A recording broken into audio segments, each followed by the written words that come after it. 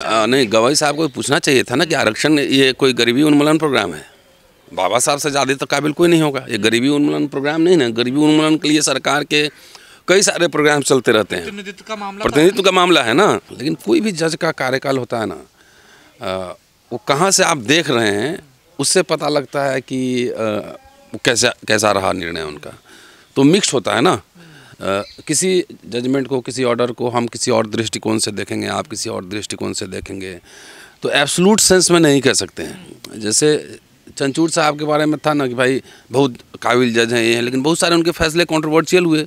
विशेष रूप से राम मंदिर वाला जो फैसला था, किसी के साइन नहीं है लेकिन उन्होंने जजमेंट लिखा था, कहा था ईश्वर हमको के आदेश से हम लिखे थे वो, तो उन पर उनकी आलोचना भी हुई।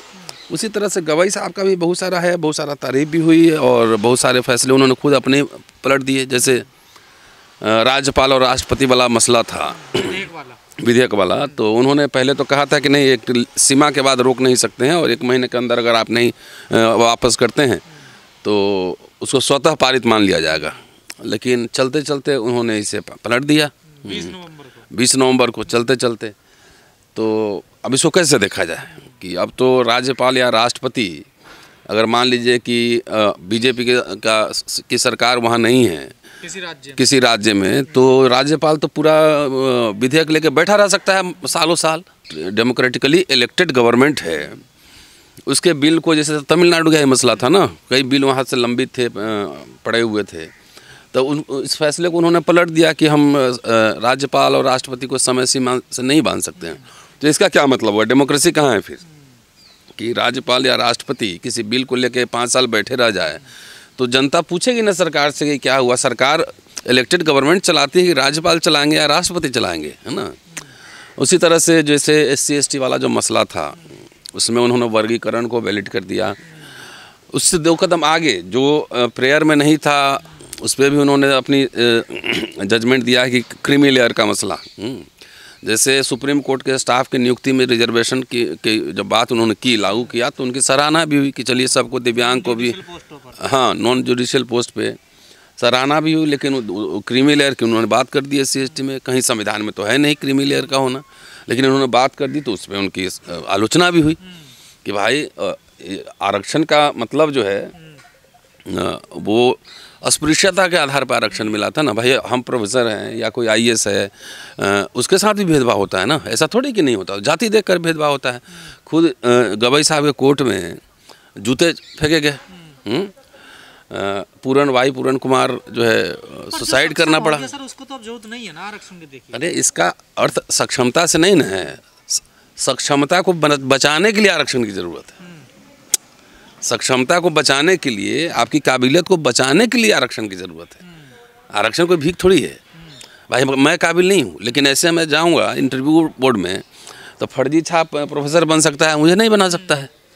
पर गवाई साहब कह रहे हैं कि जो पीछे रह गए लोग, जो वर्गीकरण में उन्होंने, गवाई साहब को नहीं, गवाई साहब को पूछना चाहिए था ना कि आरक्षण ये कोई गरीबी उन्मूलन प्रोग्राम है।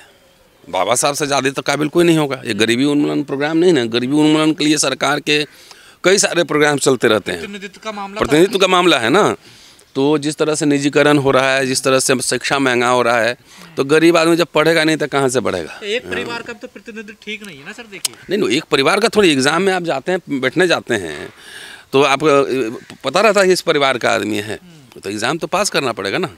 लेकिन सर उनकी जो सबसे ज्यादा आलोचना विपक्ष ने की वो की बुलडोजर वाले फैसले को लेकर, आप उसको कैसे देखते हैं सर? भाई बुलडोजर न्याय जो है ना, संविधान सम्मत नहीं है। अभी बिहार में सरकार बनी है, वहाँ भी शुरू हो गया है। भाई किसी का, मान लो कोई अपराधी है तो अपराधी को कोर्ट सजा देगा ना। बुलडोजर से आप किसी का घर तोड़ रहे हैं तो उसके माता पिता की क्या गलती है, उसके बच्चे की क्या गलती है? तो ये तो एक तरह से हुआ ना कि भाई तानाशाही के युग में आप रह रहे हैं ना, सामंतवाद है ना, कि हमसे अगर आपसे हम सहमति नहीं है तो आप चाहें तो मुझे केस में फंसा के मेरा घर उजाड़ सकते हैं, बुलडोजर चला सकते हैं। तो ये ठीक नहीं है, ये संविधान सम्मत नहीं है। बुलडोजर वाला फैसला सही था CJ साहब का? हाँ, वो सही था ना, उन्होंने उस पर रोक लगाई थी ना। हाँ, तो वो फैसला सही था। इसलिए मैंने कहा ना कि किसी व्यक्ति की समीक्षा जो है ना, दोनों एंगल से होती है ना। कोई और आदमी से पूछेंगे तो कहेगा बुलडोजर वाला ठीक था, बुलडोजर से घर तोड़ा जाना उसको भी न्याय संगत बता देगा।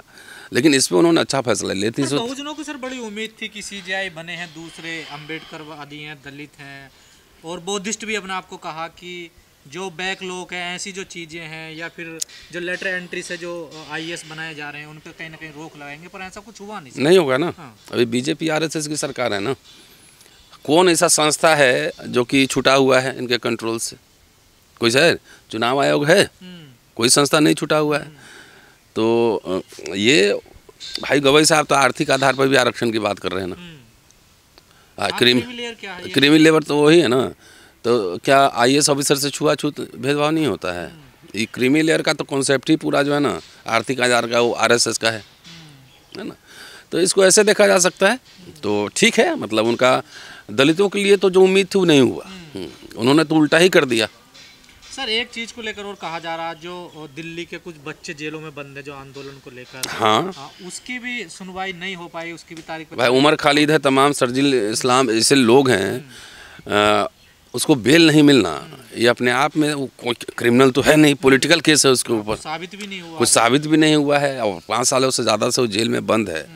तो ऐसे मामलों में तो सीजीआई साहब को स्वतः संज्ञान लेना चाहिए था, लेकिन नहीं हुआ। पर फेयरवेल पार्टी में वो अपनी में कह रहे हैं, जब वो अपनी बात रखते हैं, अब जब उनकी विदाई हो रही है, कि मेरी आलोचना भी मेरे समाज ने ही की है।